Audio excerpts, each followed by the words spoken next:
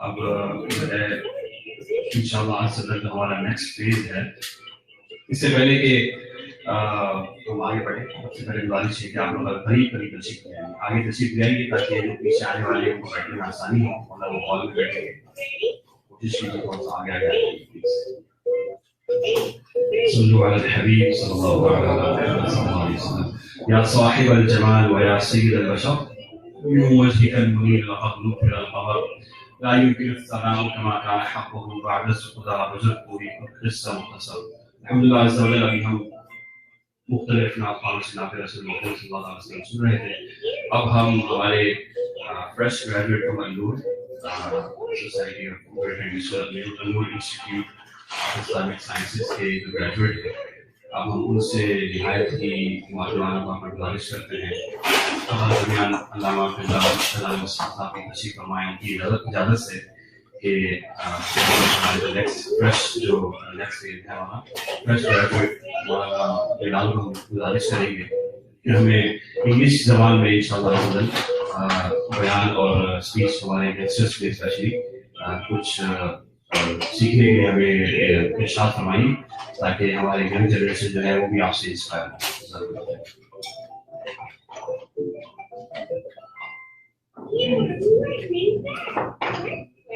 नहमदुहु व नुसल्ली व नुसल्लिमु अला रसूलिहिल करीम अम्मा बअद फ़अऊज़ु बिल्लाहि मिनश शैतानिर रजीम बिस्मिल्लाहिर रहमानिर रहीम वमा ख़लक़तुल जिन्ना वल इंसा इल्ला लियअबुदून सदक़ल्लाहुल अज़ीम। इन्नल्लाह व मलाइकतहु युसल्लूना अलन नबी या अय्युहल्लज़ीना आमनू सल्लु अलैहि व सल्लिमू तस्लीमा। अल्लाहुम्मा सल्लि अला सय्यिदिना मौलाना मुहम्मद व अला आलिहि व सल्लिम सलातु व सलामु अलैका या सय्यिदी या रसूलल्लाह। Alhamdulillah, this is a very spiritual program, a very soul refreshing recitation of Rasulullah. I extend out my appreciation and congratulations to Brother Idris Kogan that he organized such a spiritual mission. The ulama say that a conversation occurs between two pieces of land. One piece of land, one part of land says to the other part of land that, do you know that today there was a person that walked upon me who was doing the zikr of Allah subhanahu wa ta'ala. Did you have someone like that who walked upon you? The other piece of land gets sad and said, no, nothing like that happened upon me. And when it's sad, it prays to Allah subhanahu wa ta'ala that, Ya Allah, give me the honor as well that there is someone who dwells upon me, who remembers you and your beloved Mustafa sallallahu alayhi wa sallam. And the ulama say when Allah subhanahu wa ta'ala fulfills the wish of that piece of land, that is when the Muslims gather and then they do these kind of methods. So this method that you see here, this is a result of the dua that this land in which these pious houses is waited upon, this land made the dua. Ya Allah, may there be a method, may there be a remembrance of you upon me, and therefore you can see the result that Allah subhanahu wa ta'ala fulfilled the wish, and here we are remembering him. This was a conversation between two pieces of land. But there is another conversation, a similar one, that happened between land and the sky, the earth and the sky. Allah has mentioned this, that the sky said to the land that, O land, I have sun upon me, I have moon, I have the stars, I have galaxy, I have the Milky Way, I have etc., etc., etc. What do you have? Now think about it, this is like a fascinating concept. The stars, the galaxy. Humans, when we're used to something, we think of it as boring. We're used to the earth. Even though if you think about it, the earth is huge. There's so many things to explore upon the earth, but no, humans don't want that anymore. Humans want to go upon the sky. They want to see the stars, the galaxies, right? This is just human nature. But the fascination, and that is what the sky is trying to prove. That look at the fascination. I have the sky, I have the sun, I have the moon, I have the stars. What do you have? The earth. It said that, I agree, you have the sun, you have the moon, you have the stars, you have the galaxy. But think about it, I have Medina upon me. I have Medina upon me. Allah Hazrat, he says, Kham ho gayi kushte falak istane zami se, isun hum pe Medina hai, rutba hai hamara.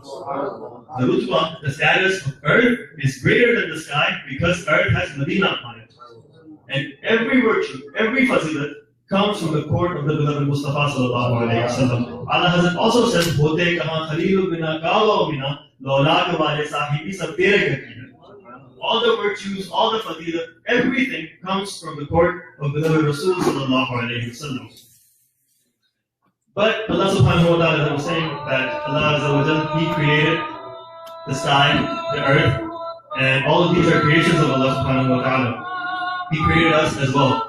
Now, Nare Takbir, Nare Salat, our chief guest is here.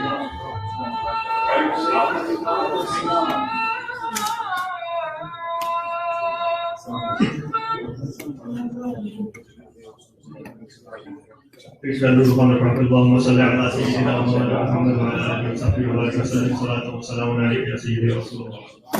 So, as I was saying, Allah subhanahu wa ta'ala created us. Allah subhanahu wa ta'ala created the land and the sky. He brought us from nothingness into existence. He brought us from Adam. From the Adam, He got us into wujud. Right? This is Aqidah talk. I'm not going to get into this. Allah subhanahu wa ta'ala brought us into existence. All of us over here, we have a wujud. We have an existence. That is why we're here. Right? Now, there are some rules of existence. And pay really close attention to what I'm about to say next, because my entire talk is going to revolve around these rules. Anything that has an existence, there is a reason for its existence. Anything has a purpose. Everything has a purpose, so to exist. Now, as long as it continues to serve that purpose, it is respected.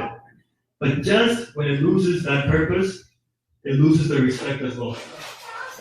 Do you see these lights up here? All these lights? Right? The humans put up these lights. Why? To get rid of the darkness. To eradicate the darkness. People don't like dark. They like the light. They like brightness. Now the purpose of these lights is to what? To brighten up the room. So let's say if these lights they stop working, or if they stop, or if they forget the purpose of its existence, it goes up. What's going to happen? People are going to take it out or the trash.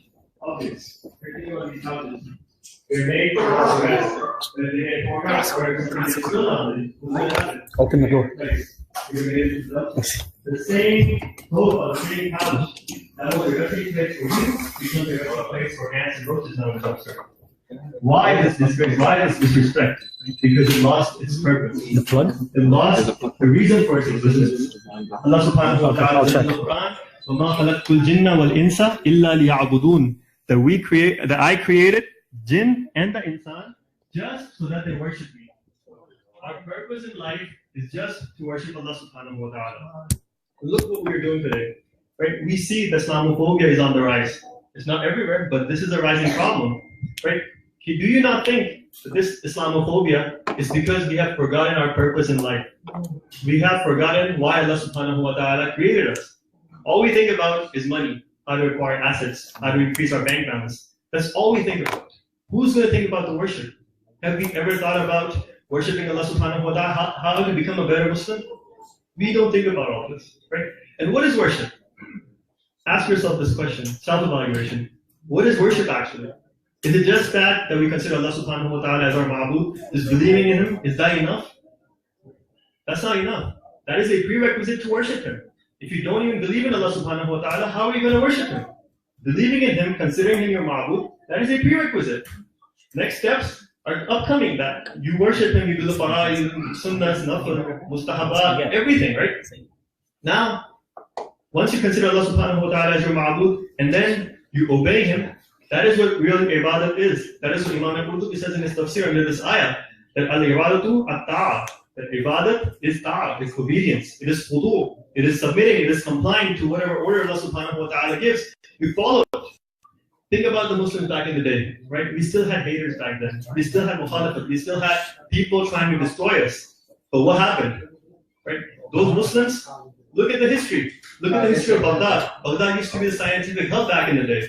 People used to travel from faraway lands to Baghdad to Muslim scholars so that they can learn sciences that were popular back in the day. Look at the emperors, the conquerors back in the day.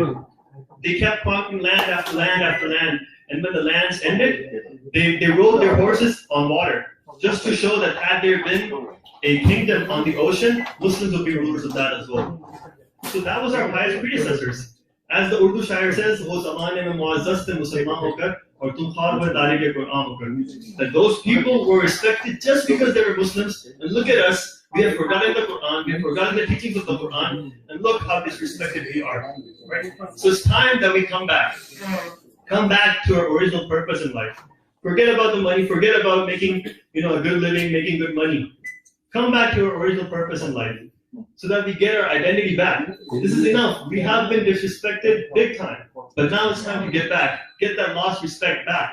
The Muslims back in the day, they were respected. And look at us. Why? Because our disobedience is going up day by day. Day by day. So it's time that we come back and we remember our sole purpose in life. Now, what is the way to do that?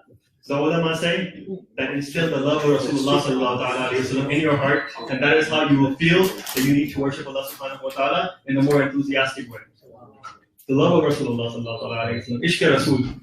There's a story that Allah Sahab mentions in Kashful Mahjub that Hazrat Abdullah bin Mubarak radiallahu ta'ala anhu, before he was Imam Abdullah bin Mubarak, he says that I used to go pray Maghrib or Isha in a masjid of an area because I fell in love with a girl that lived over there. I used to pray in that masjid just so that I could look at her and I could talk to her. So I went to the masjid, I looked at her, I talked to her. This thing kept going on. One day I went to the masjid and I did not see her. She did not come out to talk to me. I waited. The seconds turned into the minutes turned into hours. No sign of her. I waited for hours and hours and hours, and finally she came out around the time of Fajr. And she said that, hey, we cannot talk today because I have guests over, so I have to go back. Just these few sentences and she went back. He's like, okay, no problem. I'll just go pray my Fajr. He went to the masjid and he prayed Fajr. Now Imam Abdullah bin Mubarak, he says that the next thing my heart told me changed my life. What was it that his heart told you? The heart said that, oh Abdullah, what is this? What is this that you have done? You go up here every day just to talk to her. Today you waited for her, no complaints. You waited for hours, you did not complain. No hesitation, no frustration. You're just waiting here. And after so many hours, when she finally came out, she did not even talk to you properly. She just said 2 sentences and she left. Still, there's no complaints, there's no hesitation, there's no frustration. Abdullah, if you have so much respect, so much love for a human, why do you not have the same behavior towards your ma'bud, towards your creator? You're not hesitant. She said 2 words and left. What about like the ahkam of Allah subhanahu wa ta'ala? You consider them a burden upon you. You consider them a chore. You're hesitant to pay zakat. You're hesitant to fast on the hot days. You're hesitant to wake up for Fajr. That is what happens when you're in love. If you truly love Allah subhanahu wa ta'ala, none of them will feel like a hesitation. None of these things will feel like a frustration. Your heart will want you to do this because you love Allah subhanahu wa ta'ala. Why am I paying zakat? Because Allah Rasul told me. Why am I fasting in hot in Houston heat? Allah Rasul told me. Why am I giving sadaqah in nafilah? Allah Rasul told me. That's it. The extent of love. This is the level of love that we all are supposed to have. So it's time that we instill the true love of the Holy Prophet sallallahu alaihi wasallam in our hearts. Now, what is the way? The ulama say that the way is to read the seerah books. To read the books of seerah. For example, Shifa Sharif. Qazi Ayad Maliki, in his Shifa Sharif, he says so many things. I would like to mention a few that he says in these books to show you how the seerah books help you instill the love of Huzur sallallahu alaihi wasallam in your heart. Qazi Ayad says that Allah subhanahu wa ta'ala, He wants us to pray to Him that Ihdina Sirat al-Mustaqim. Ya Allah, guide us to the straight path. Qazi Ayad said that Sirat al-Mustaqim is the Zat of Huzur sallallahu alaihi wasallam. Allah subhanahu wa ta'ala says, Allah bi dhikrillahi tatma'innul qulub, that beware, by the zikr of Allah, the hearts are satisfied, the hearts get solace. He says how to do the zikr of Allah? Bi dhikri Muhammadin sallallahu alaihi wasallam. By doing the zikr of Rasulullah sallallahu alaihi wasallam. That's what you do. Also, one story I would like to mention from Shifa Sharif. Qazi Ayad says that this story is mentioned in many places in Siyah that Huzur sallallahu alaihi wasallam, he wanted to do qada hajat and he could not find anything to cover himself with. So he saw a tree and he went up to the tree and he held the branch and he started walking. The tree started following Huzur sallallahu alaihi wasallam. The Rabbi said it seemed as if a camel is walking behind its owner.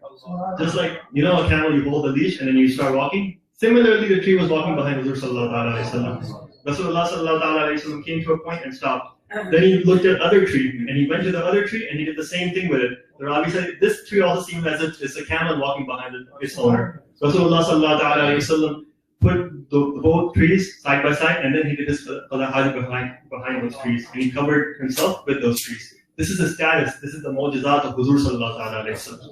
So by reading these books, these are the stories that we have to tell our beloved, our kids, our brothers, right? So that they could also instill the love of Rasulullah sallallahu alaihi wasallam in their hearts, right? But if you think all of this is hard, I have an easier way. The easier way is to recite the Naat of Ala Hazrat. The Naats of Ala Hazrat, that is the easiest way to instill the love of Rasulullah sallallahu alaihi wasallam in your heart. Right? And not just reciting, comprehending them as well. Right? And I know the Naat Hafiz Nisar Marfani Sahab is here, and we know he always recites the Naat of Ala Hazrat, the words of Ala Hazrat. They have such an effect on the heart that definitely there is no way if a person who wants to be an Ashik Rasul, if he listens to the Salam, there's no way he cannot increase his ishq of Rasulullah sallallahu alaihi wasallam in his heart. And now I must say that if you think the words of Ala Hazrat are hard, then do what? Keep reciting it. Keep reading it. Inshallah, by the blessings of Ala Hazrat, Allah subhanahu wa ta'ala will make you understand the words of Ala Hazrat. For example, Ala Hazrat says, Kya hi zawq afza shafaat hai tumhari wah wah, qarz leti hai gunah parhezgari wah wah. This share is hard to understand, but inshallah, when I tell you the meaning, you're going to want to learn more shares of Ala Hazrat. Ala Hazrat says, Kya hi zawq afza shafaat hai tumhari wah wah. Your intercession, Ya Rasulullah, refreshes the enthusiasm, refreshes the shauq. Why? Because the pious people, the piety, it borrows guna, just so that they can get the nazar karam. What does it mean? Rasulullah sallallahu alaihi wasallam says, Shafaati li ahli kabairi min ummati. That my shafaat, my intercession, is for the people who commit major sins in my ummah. Shafaat is for those people. So when the pious people see that all the nazar karam is going towards the sinners, the pious people are going to be like, hey sinners, give me some sins, let me borrow some sins, so that I also get the nazar karam of Mustafa sallallahu alaihi wasallam. That is what Allah Hazrat says, Kya hi zawq afza shafaat hai tumhari wah wah, qarz leti hai gunah parhezgari. It takes a qarz, it takes a loan. So I pray to Allah that may Allah subhanahu wa ta'ala instill the love of Huzur sallallahu ta'ala alayhi wa sallam in our heart. May Allah subhanahu wa ta'ala bring us back to the purpose that we were made for. May Allah subhanahu wa ta'ala, may He make us from those who worship Him abundantly, and may Allah subhanahu wa ta'ala grant us Jannah without accountability. Wa akhir da'wana alhamdulillahi rabbil alamin. माशाअल्लाह बहुत ही जामे और पुरमनुस बयान फरमाया आपने और अल्हम्दुलिल्लाह अज़्ज़ा वजल हमारे यंगस्टर्स के लिए और हमारे जो भी यंग हमारे ब्रदर्स और सिस्टर्स हैं उनके लिए इंस्पिरेशन है हमारे बिलाल भाई ये माशाल्लाह अज़्ज़ा वजल हमारी पता ये भी यंग हैं इन्होंने माशाल्लाह इल्म दीन हासिल किया उसकी तकमील की और अब इंशाल्लाह अज़्ज़ा वजल पढ़ाने